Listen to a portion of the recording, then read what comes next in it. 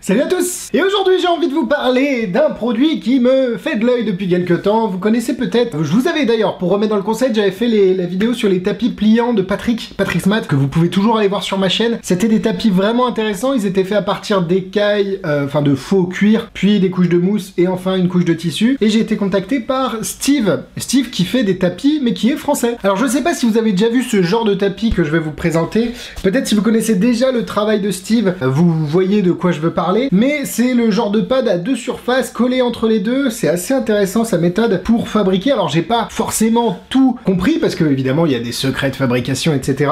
Mais je vais vous mettre de temps à autre des petites photos par là de fabrication. Donc là c'est au départ, je pense qu'il doit fabriquer une planche de bois qui doit recouvrir d'abord de cuir d'un côté et de tissu de l'autre, mais je suis en train de vous teaser alors que je vous ai même pas montré le produit. Honte à moi, je vais tout vous montrer déjà. Avant de commencer, le lien pour la boutique de Steve est dans la description. Ça s'appelle French Magic Pad FMP, vous l'avez vu dans la miniature, vous l'avez vu dans le titre de la vidéo, et je vous en remets une petite couche. En plus, vous allez voir dans la description, il y a le lien de la boutique de Steve. Donc voilà le pad.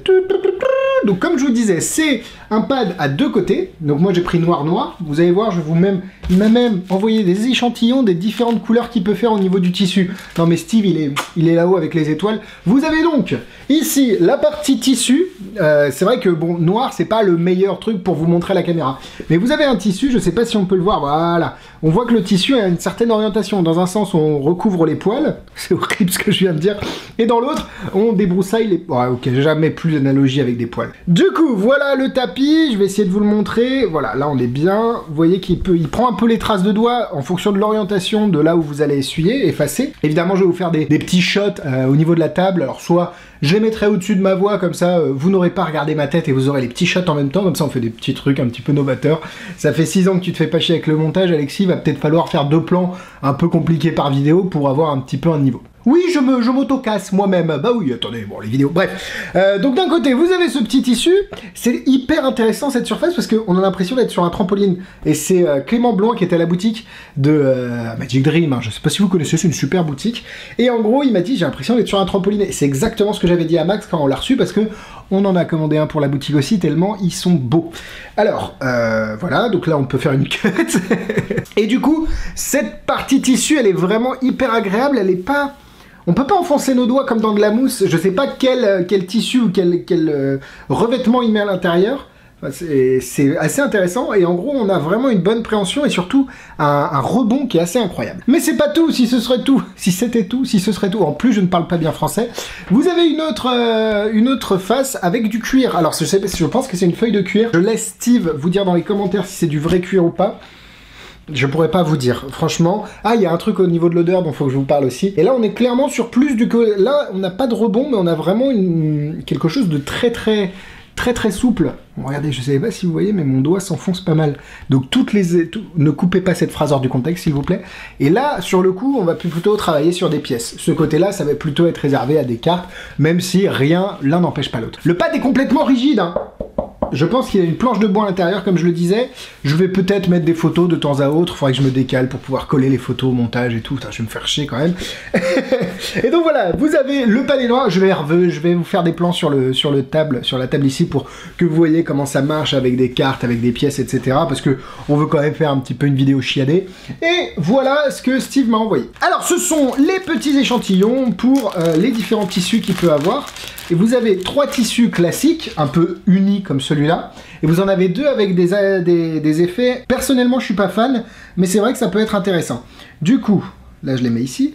Vous avez le noir, qui est pas mal du tout. Alors, mon seul petit reproche concernant le noir, que j'ai pas retrouvé sur le rouge a pas ce problème-là, parce qu'on en a un rouge à la boutique, donc j'ai l'habitude de travailler sur le rouge aussi, c'est que le noir, les fibres de tissu ont une orientation un peu particulière, et donc en gros, si le tissu est comme ça, si vous prenez une carte, bah la carte, si elle va dans un sens, elle va buter un peu contre le tissu, c'est léger, mais vous le sentez, ça accroche. Et de l'autre côté, ça va être tout doux. Donc il faut faire attention de la façon dont vous tournez le pad et l'orientation. Mais en fait, c'est comme si vous passez les cheveux, votre main dans les cheveux comme ça, bah, ça va avoir une résistance parce que vos cheveux ont un sens naturel qui est replié vers le bas. Et là, vous allez aller contre les cheveux. Donc c'est un peu une analogie, enfin une comparaison un peu nulle. Mais vous comprenez l'idée, quand vous reprenez une carte, ça peut tu vois, un peu accroché. C'est minime comme défaut, fallait que j'en trouve un, parce que sinon après on va me dire, Alexis, tu trouves que des points positifs au truc. Non, non, c'est un petit défaut, alors c'est pas problématique parce qu'on s'y fait très rapidement à cette sensation, mais au départ, ça fait un peu bizarre. Du coup, voilà, le petit tissu noir, vous avez également le rouge c'est celui qu'on a à la boutique, il est hyper sympa et il pète comme tout. Alors moi, pourquoi j'ai pas pris rouge? Parce que je travaille beaucoup avec des bicycles rouges, et rouge sur rouge, même si c'est pas du tout le même rouge, hein, j'ai pas de bicycle rouge. Attends, j'en ai peut-être ici. Bah j'aime pas faire ton sur ton. Et après c'est vraiment une question de goût, hein, c'est personnel. Mais voilà, je préfère... Ah voilà, j'ai une carte bicycle rouge. Vous voyez qu'on est quand même vachement plus clair sur le rouge bicycle que sur le rouge tapis. Donc ça, il y a quand même une démarcation, mais surtout, en fait, au-delà des bicycles, c'est surtout mes charges de Chop Cup, si j'utilise des muscades qui sont rouges, on est un petit peu limité. Même si, je dois vous l'avouer, ce tapis, vous l'emmènerez pas en presta. C'est plutôt un tapis confort à la maison, sur lequel vous avez envie de travailler, et ça, c'est un des autres points. Avant de continuer sur les différents tissus, je voulais vous dire que sur ce tapis, t'as envie de faire des choses, t'as envie de dire, putain, je vais bosser un truc. C'est assez intéressant comment un outil comme celui-ci peut te déclencher une envie de bosser. Je dis pas que c'est propre à ce tapis-là, mais c'est vraiment ce tapis-là qui me dit, à la boutique, avant j'avais, bon les démos évidemment on en fait, mais là je suis content d'aller faire les démos, on a le petit tapis qui va bien. Enfin, le petit tapis, le truc est énorme. D'ailleurs, je vous laisserai aller voir les prix aussi. Les prix, alors, c'est pas... je sais pas à quoi vous vous attendez sur cette gamme de prix. On a différents types de prix sur des tapis. On a des tapis très accessibles, mais de très mauvaise qualité. On a des tapis très bons, mais d'un prix un peu plus élevé. Donc, voilà. Les prix... J'en parle dans une vidéo sur un concours qu'on va faire avec Charlie. Voilà, je tease comme ça, mais à foison. Peut-être que j'ai déjà fait le concours. J'ai déjà fait le concours, j'en ai parlé dans la vidéo de Charlie. Je trouve que le prix, il reflète aussi le travail que l'artisan, parce que pour moi je considère clairement les gens qui font ce genre de choses des artisans, que le temps qu'il met, les matières premières, la connaissance, le travail, si tu me factures une presta à 500, 600 € pour 1h30, bah pourquoi le mec il pourrait pas vendre son tapis 100 balles alors qu'il s'est fait chier 3 ou 4 heures à fabriquer sa boîte de sa planche en bois, à tirer les tissus, à les coller, à utiliser des... Bref, donc c'est pour ça que pour les prix vous formalisez pas peut-être, alors peut-être que je vous mets des... je vous dis faites attention, vous allez arriver, oh bah non c'est pas cher, voilà, allez voir les prix, je vous laisse faire votre propre expérience, mais les prix reflètent aussi un certain travail, une certaine expérience et surtout une qualité. Et là, vous avez les trois réunis dans les French Magic Pad. Donc c'est pour ça aussi que c'est un outil qu'il faut garder pour moi à la maison, je pense, hein, et vraiment s'entraîner, travailler dessus. Et ça rendra que vos manipulations plus belles et plus intéressantes à travailler. J'ai toujours pas fini, comment je vais pas pouvoir vous finir les tissus et tout. Je voulais vous parler de l'odeur, ça sent mon grand-père. Alors c'est en aucun cas...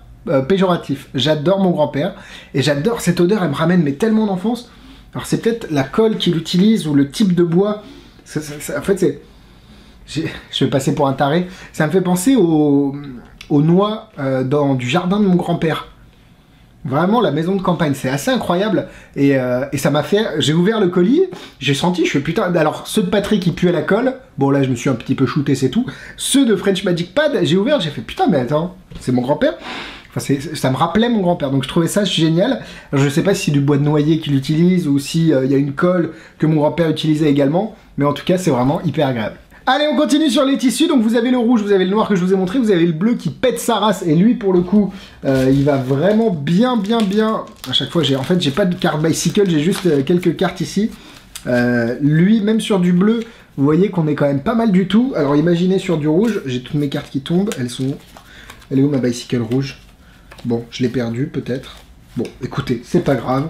On dit que je l'ai perdu, hein. Et donc, le bleu est vraiment super... Attends, j'ai perdu le bleu maintenant. Alors, le bleu, là, le mec perd tout. Donc, le bleu, ici, très intéressant. Et vous avez les deux tissus un petit peu alternatifs avec des espèces d'aspect 3D, en fait. C'est un peu particulier, ça fait un peu comme si c'était argenté. Donc, vous avez de l'émeraude et du gris. Pourquoi pas? Moi je suis pas forcément très fan, mais ça peut donner un look. Et en fait, il faut juste savoir que ce tapis, à partir du moment... Alors si vous êtes amateur, c'est potentiellement quelque chose que vous allez pouvoir sortir devant votre famille, devant vos amis. Mais si vous êtes pro, je pense pas que ce soit quelque chose que vous avez mis en presta. C'est vraiment plus un objet pour chez soi, comme je le disais, pour travailler. Mais il faut prendre le tapis qui vous plaît, en fait. C'est vraiment vous... Il y a 3 tailles, voilà, il faut vraiment que ça vous plaise. Donc il y a le petit, il y a le moyen. Moi c'est un moyen. d'accord? Et vous avez le grand. Voilà, je pense que j'ai fait le tour là-dessus. Alors peut-être que j'aurai intégré au fur et à mesure des photos de la fabrication que Steve m'a envoyé. On va passer tout de suite sur la table pour que je vous montre un petit peu comment se passe la prise en main des cartes et des pièces sur les deux surfaces pour que vous ayez quelque chose d'un petit peu exhaustif. Alors, on est sur la table. Pour les cartes, j'ai utilisé des Mailchimp. Elles sont magnifiques, hein, les Mailchimp. Elles ont un aspect vraiment hyper stylé. C'est des petits singes postillés, les Mailchimp. Donc vous avez vu, c'est des petits singes sur les figures. Bref, on fait pas la review du jeu. Il est un peu rigide, quoique ça va. Là, de ce côté-là, ça va. Là, quand je fais ce que je vous disais, j'ai pas le frrrt quand je ramasse. Donc si je tourne et que je mets les poils à l'envers, vous voyez que là, on voit je sais pas si on voit la trace noire que ça fait, mais là, pour le coup, il s'est fait un petit peu, les fibres se sont un peu cassées, et j'ai pas trop ce retour des poils et cette résistance. En fait, c'est vraiment le fait qu'on s'y fait à cette sensation, et en fait, si je le fais de l'autre côté, c'est plutôt sur la prise des cartes, vu que je suis à l'envers, c'est faire ça, en fait. C'est venir chercher la carte qui était un petit peu compliquée. Mais globalement, là, je sens ça fait frite un petit peu. Mais c'est vraiment une sensation à laquelle on se fait. Et le plus, je pense, on casse un peu les fibres du tapis, les fibres du tissu, le mieux ce sera. Mais globalement, c'est juste une tuerie, quoi. Regardez, vous avez vraiment la place pour venir prendre la carte, la pousser. Et on a vraiment une préhension qui est assez intéressante sur ce tapis-là. On peut vraiment... ça donne envie de bosser, quoi. Ça vous donne vraiment envie de bosser, les cartes sont clean. Si vous prenez une carte ici, on peut même faire un truc comme ça. Avec deux cartes, je dois avoir moyen de faire même un truc. Tac, tac. J'essaye quelque chose, hein. Je tente des choses avec vous, voilà. Hop, bref. Voilà, on n'est pas sur un niveau de cardistry assez élevé, mais globalement, pour faire des choses un peu comme ça, ça marche très bien pour faire des mélanges, pour faire tout ce que vous voulez sur table. Vous êtes sur une qualité de glisse et de préhension assez incomparable. Donc pour les cartes, c'est vraiment un gros kiff. Alors pour les pièces, évidemment, vous allez me dire, Alexis, comment on fait pour les pièces? Alors pour les pièces, je dois avoir des pièces ici. Pas beaucoup, mais je dois en avoir. Voilà, on a une pièce de 50 centimes. Donc là, on voit que elle va contre le tissu ici, alors que si je fais ça, elle glisse. Là, c'est vraiment le meilleur exemple que je peux vous donner. Regardez la pièce. Bon, là, si je donne... Mais elle vibre un peu, alors que si je fais ça, là elle glisse nickel. Je sais pas si c'est assez explicite. Vous pouvez utiliser les pièces ici, ça glisse pas mal du tout. Si vous le souhaitez, vous pouvez utiliser la partie cuir en fait du tapis. Le cuir fait office d'antidérapant quand vous êtes comme ça, donc c'est vraiment pas mal du tout pour le confort. Et là sur les pièces, on a vraiment ce que je voulais vous montrer, c'est ce côté un peu rebondi.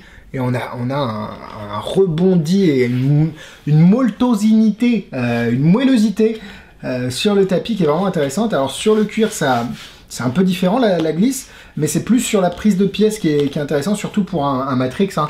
Si vous venez ici, il n'y a pas de souci pour venir chercher la pièce et puis pour venir la récupérer. Ce qui est intéressant, c'est vraiment le côté moelleux de ce côté-là. Mais vous n'êtes pas obligé de l'utiliser. Donc, encore une fois, si vous kiffez juste le côté tissu et le côté un peu rebondi, bah, vous pouvez clairement utiliser les pièces dessus et faire toutes vos routines, cartes et pièces confondues, mais c'est pas obligé. Donc, voilà, j'espère que cette vidéo... Ah oui, on va faire l'outro comme ça. Non, attendez, regardez.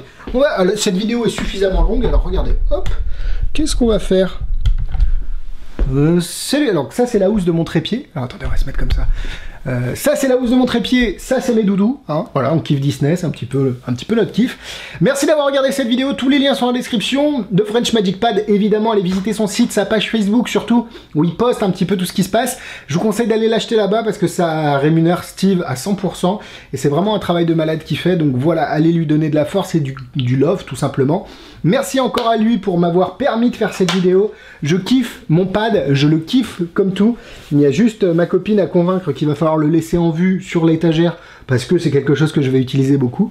Mais voilà, après ça c'est une question personnelle. J'espère que cette vidéo vous a plu. Merci à tous de l'avoir suivi. On se donne rendez-vous vendredi pour un nouvel avis. Et quant à moi, je vous fais des poutous. Bisous bisous.